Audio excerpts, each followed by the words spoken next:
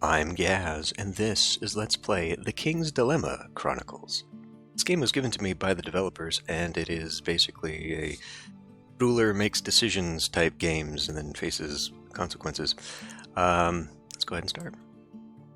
So I played a little bit, maybe a couple hours. So I know some of the beginning stuff, but I guess choices can make that completely change, so it may not be relevant experience. Let's begin a new one. This game contains disturbing images and scenes of implied violence. And lots of reading. This is going to be one of those Let's Plays. Welcome to the kingdom of Ankist, a place of daring expeditions, gruesome battles, and arcane mysteries. Now, I'm not going to read everything, at least pertaining to, like, the details of the towns and the peoples and stuff. I'll probably do like I did with Suzerain and make separate extra videos if you want to read the lore stuff. Located in the northern continent of Lewick, Ankist is one of the largest kingdoms of the known world, but it's not the only one. The Kingdom of Muir, to the northwest, advanced both culturally and technologically. There are a ton of names in this. It's going to get a little confusing. The small and harmless Kingdom of Sidlata to the south, with its stingy lands. The Republic of Calpius, to the northeast, with commercial abilities beyond imagination. The Kasukian Empire, to the distant east, where the Emperor lives in opulence while the people struggle. The southern continent, barely explored, is only known for the fierce ivory desert and the tales and legends shared by the few foreign travelers venturing to our lands. Ankist has been enjoying several decades of peace, but less than 2 centuries ago it was divided into many small kingdoms and raider tribes, conquered in wars or united by diplomacy over the centuries to be incorporated as duchies or marks.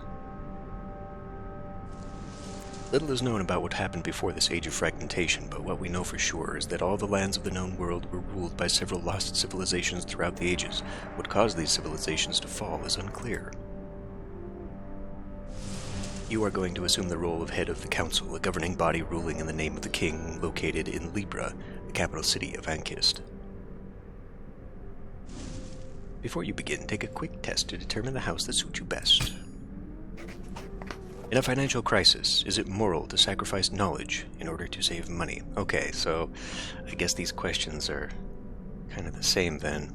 No.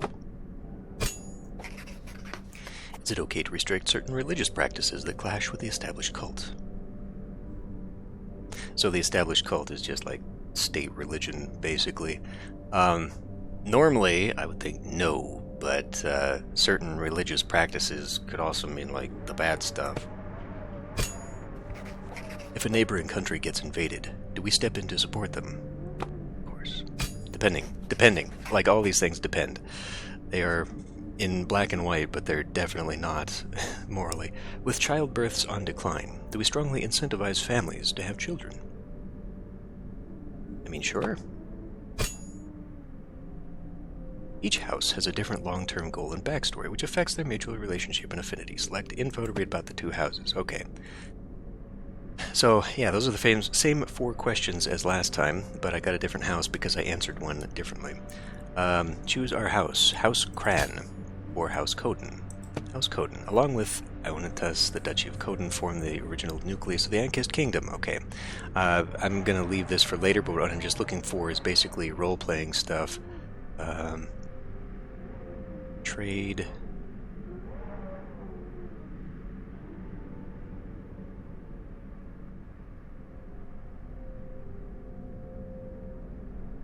Oh, okay.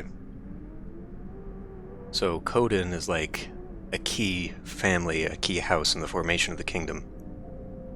You always rely on the royal family for your protection, preferring to invest in trade and agriculture rather than arms and army. Right. So this is a very aristocratic house. As opposed to Cran, Tranquility in Death. It was once heart of the ancient Sibian League. Okay.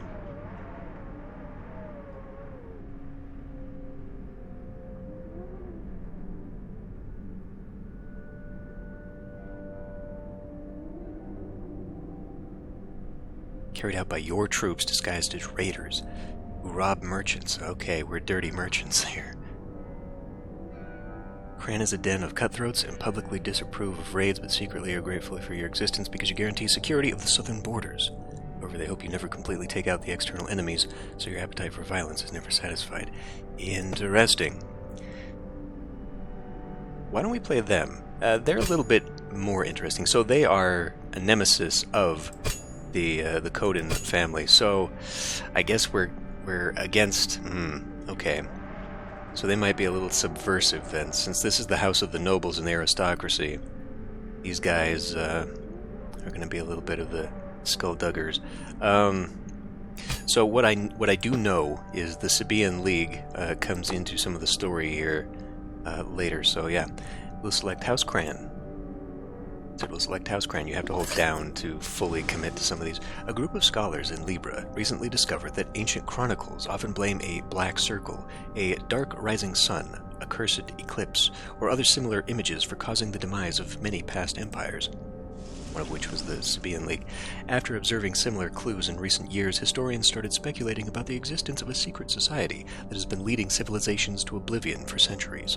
This organization is referred to as the Black Dawn. Some think they are a force of chaos, others view them as an engine for creative destruction, and some view them as the heralds of a new dawn, harbingers of progress and change. Whatever their true nature really is, it seems that a huge battle is coming.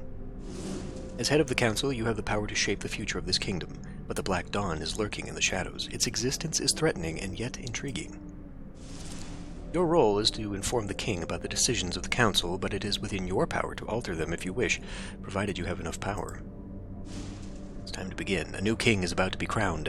How will the future of Ankist unfold? Yeah, so basically I guess the monarchy has abdicated all decision-making to the council. Because while the king and the royal family do exist, they do not have really any impact on decision-making. The King's Dilemma. The trumpets strike 3 rising notes, and 81 doves are released as Harold V is crowned king by the prior mother of the cult. 81 doves. Remember that. I know that from my previous playthrough. That is important. 81 doves. Crowned king by prior mother of the cult. The people erupt in a cheer of joy. Our hopes of enduring prosperity are renewed with a new king.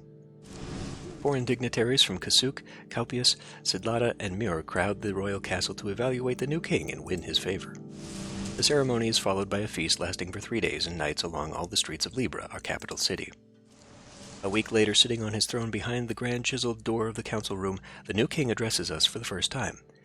Any authority is flickering, and power can be a blessing or a curse for those on whom it is exercised, he says. After a long pause, he adds, ruling is an unsolvable dilemma.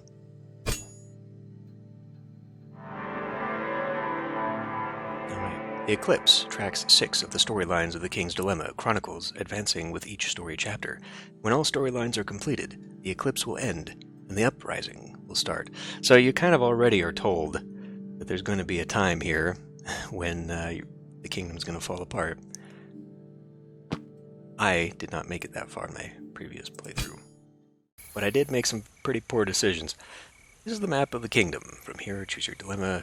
Change the zoom level from the kingdom, the capital city, and the world. 5 resources represent influence, wealth, morale, welfare, and knowledge. Every dilemma will move 1 or more. Alright. So here we begin, in Ankist, I guess. May as well start here, at the Golden Harbor. The Royal Marshal reports to us that 3 windmills were set on fire last night along the road between Libra and Golden Harbor. The affected millers are asking for help rebuilding the windmills. Remember that, 3 windmills. Do we fund the reconstruction of the damaged windmills? To solve a dilemma, use your power to make a final decision after the council has gone through voting phase. Proving the majority is free, but subverting it will cost you these points down here. It's very important not to spend them because I made a very, very bad story-changing mistake because I did not have enough at a crucial junction to overrule the council. Okay, solving a dilemma moves resources along the tracks. Okay, so as we can see here, the majority says yes, we should fund the damaged windmills, and we will see that our money will go down, but our croppage will go up. I do not know what this little feather means. I guess it's here. So that will have a major impact in here if we choose to go against them. Anyway, it's going to cost me 2 shields if I want to go against them. So we look here. These are the main rivals. They're already going down in opinion with us. If we agree with them a certain number of times, we can reverse course. So we can also spend some money here to make them change their minds. But overall, looks like our hedgehog family here is approving of us-ish, and we're neutral most of the time.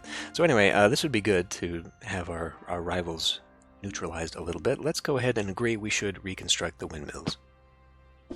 Cost me nothing to agree with them. With monetary help of the Crown, a small squad of carpenters is hired to rebuild the burned-out windmills with the most advanced techniques available. After the work, we are informed that they noticed the smell of an unknown alchemical substance at all 3 locations. Arson. Okay, that actually had a pretty severe impact. Each time a resource moves, stability marker to the right will follow it. If the stability marker ever reaches either end, the reign of the current king ends. So yeah, we can have it go to either extremity. I've found I don't tend to go down this far to get that, but who knows, maybe this will be different. Keep all resources in the highlighted area on the track to score points when the reign ends. That is important because that is how we get these resources to spend on things later. Okay, continue. And we can get this one too, I guess. In Torque. The High Commander has received a message from our soldiers stationed at the troublesome northern border of the Mark of Torque. Scarum smugglers are offering to provide us large quantities of red iron, a strange metal that can break even the strongest steel. The army wants the majority of it, but there's a lot of money to be made by trading it. We reserve the red iron, a strong metal, for the army. Each dilemma of the time counter on the right will increase when it reaches this skull space. There's a 50% chance of the king dying, or 100% if it reaches the final space. Okay. What it will actually do, though, is seemingly kind of random. So if we say no, we don't want to give it just to the army, that'll boost just the money. But if we boost our defense by saying, hey, save it for the army,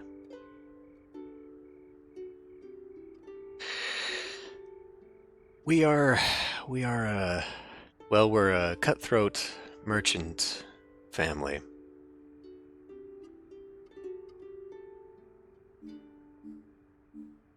Maybe we should agree on this one. I already know what saving it will do, and I'm actually kind of disappointed right now that we are seeing the same basic decisions being allowed to be made, and there's only 2 choices for them.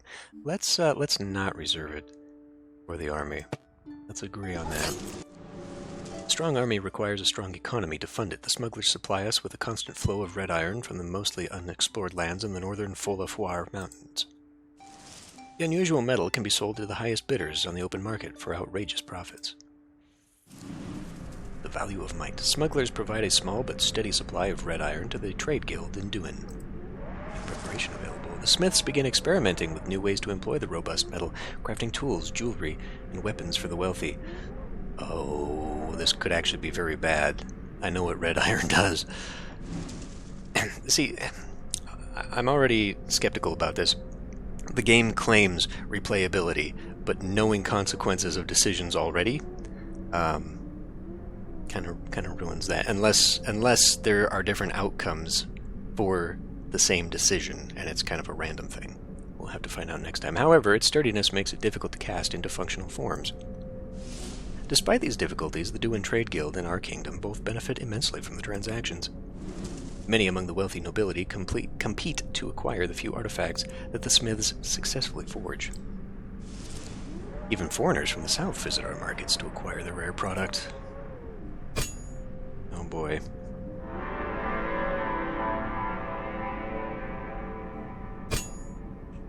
Well, I think we can probably take comfort in knowing that there are no right decisions. They are all kind of shades of gray in consequences, perhaps. Your moral alignment determines which of the rewards you get at the end of the phase, coins, black or white. You actually do need a smattering of them, so like it or not, sometimes you will actually have to acquire some black pieces. The resource track highlights targets for the score. Okay.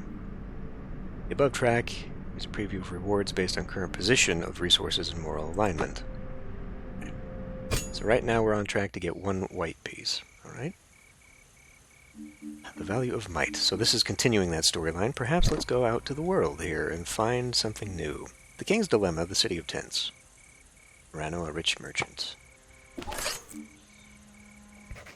Morano, a rich merchant from a remote desert city called the City of Tents, wants to negotiate a lucrative trade agreement. Among his samples of goods is a slave concubine in chains. He claims the woman comes from a desert temple that allegedly hides the golden map, a fabled item we've been seeking for decades. Many of our people are against slavery. Do we force Morano, a rich merchant, to free the slave? Vote against a council member, your relationship will worsen and they'll eventually become your enemy. Voting in accord with a council member improves relationships. Well, pretty much everyone says no, and that would actually dramatically increase that. This would improve morale, which is going down a little bit. May also unlock something here. Let's agree for now. I really want to save these points. You only get so many per reign, I think, and some major decisions to overturn them are going to be important. Besides, we're kind of a cutthroat, black-hearted merchant family. We wouldn't be freeing any slaves. Melancholy sight of the chained concubine accompanies the dry discussions about trade and tariff. In the end, our merchants secure a profitable trade deal with the southern merchants. They're from our family's ancestral lands, anyway. Morano is also more than willing to share what he knows of the mythical golden map. Legend says it leads to an endless fountain of liquid gold. The sinful trade. Merchants from the southern continent call their home Conferta. Their caravans bring all manner of lavish exotic goods, soft silks, strange fruits, bizarre animals, and strong spices. Vicious carnal pleasures revolutionize our market. Even trade in Confertan slaves becomes commonplace. The visiting merchants speak highly of the City of Tents, describing it as a sumptuous commercial city among the dunes of the Ivory Desert. They even claim it was the capital of the fabled Sabaean League, a merchant empire that once prospered and fell in that region. Their stories also include many contrasting legends regarding the location of the Golden Map, reigniting the interest of our scholars.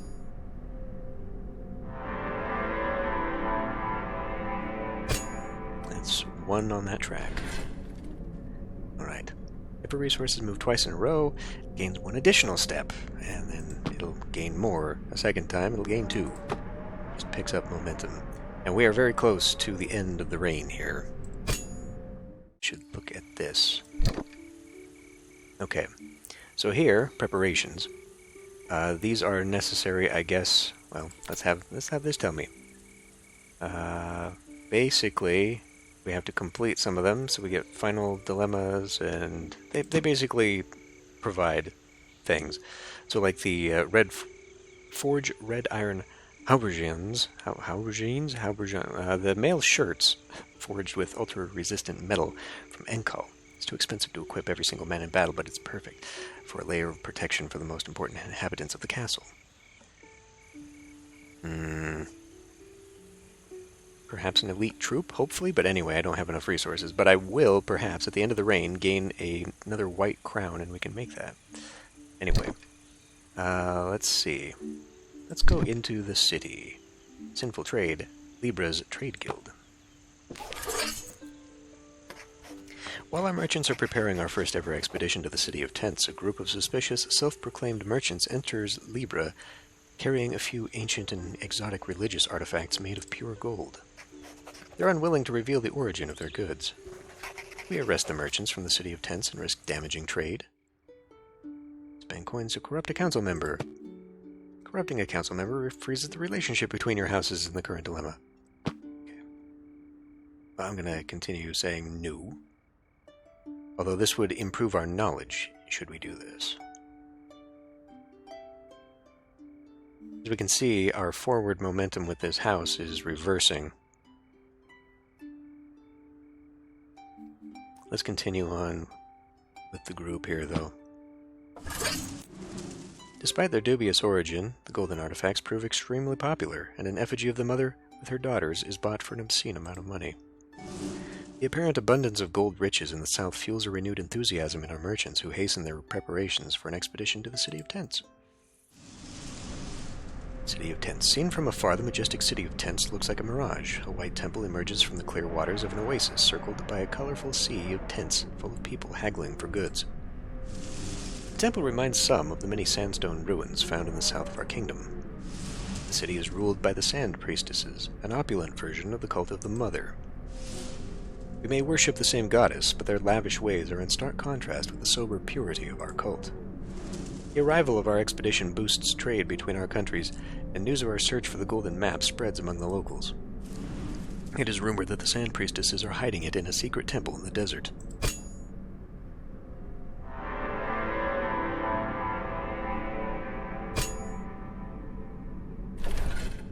And we're maxed out. For 2 points there. Good. That'll allow us to get us a forge, and it looks like we're red-skulled, so... King has abdicated. End of a reign. At the end of each reign, you'll gain rewards, as described by your moral alignment. If you manage to put all the resources in the target area, you'll get even more rewards. We are a rebel. That is our current disposition, I guess. So we get 1 white for every resource in the upper track, 1 black for every resource in the lower track. There's a little bit of spell checking there. 1 additional resource if the central area of the track is empty, which it is not, so... We don't gain too much on this one, but enough.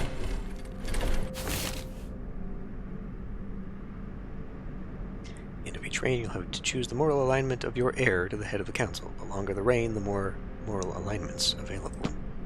So we can be greedy and get 2 coin for every resource in the lower half of the track, which means basically we have to spend, plus 2 additional blacks if all resources are in the lower half of the track, or we can be a rebel and just go through the same thing, which... I'm kind of inclined to do, because I can't guarantee that I would make terrible decisions on this, although it looks like the halfway mark changes on this. Black crowns are actually kind of hard to come by, so maybe I should try this for a round, just to see what happens. Yeah, alright, let's be greedy. I may come to regret this. Spend your prestige and crave points to prepare for the uprising. Each preparation shows its rewards and required number of reigns to be completed. Rewards are collected at the beginning of each reign after you complete preparation. Additionally, most preparations unlock a dilemma you'll face in the uprising. Okay. So we can actually do researching Libra's geology. Studying the terrain around the capital allows construction of underground structures and tunnels. Or let's do this. We're going to need a little bit of defense here. It's also going to cost me a coin, but that is doable. Alright. Now it looked like that was completed. Preparation completes at the end of the reign and unlocks another preparation. You'll unlock more preparations as you continue through the campaign. You won't be able to unlock all preparations in a single playthrough. So yeah, it looks like we're done there. That one's ready to go. This one has not been done. Continue on. Manage the council and review information about the houses of the kingdom here. Spend coins to replace council members and to form alliances when your relationship level with others is maxed out. Okay. If you form an alliance with another house, your power increases by 1. Alliances have other benefits such as reducing cost of corruption and the cost of replacing council members. With your choices, you can try to achieve the long-term goal of your house and 2 secondary goals. Completing them grant you more power plus a bonus cohesion of dissent points for the uprising. So our house's goal is to conquer another kingdom, with the secondary goals of recruiting in the army people of Natar and instituting a vigilante force.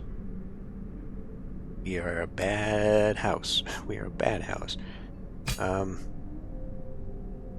So, clicking on these other houses, we can reveal what they are after and pay to form an alliance, but you have to have appropriate relation with them. And we are actually seeing that we are diminishing in the majority of the houses. So perhaps siding with the main one is not the best. And I think these flags mean that they are on the council. Eventually more get unlocked and allowed onto the council over time. Okay, that is the end of the tutorial. So I think this is probably a good place to end this one here. And we'll continue on, and this will go a lot faster, aside from, having to read. But it seems like a lot of the decisions, at least early on, are very much the same, and the story stays the same, so we will see. But I'll end this one here. See you next time.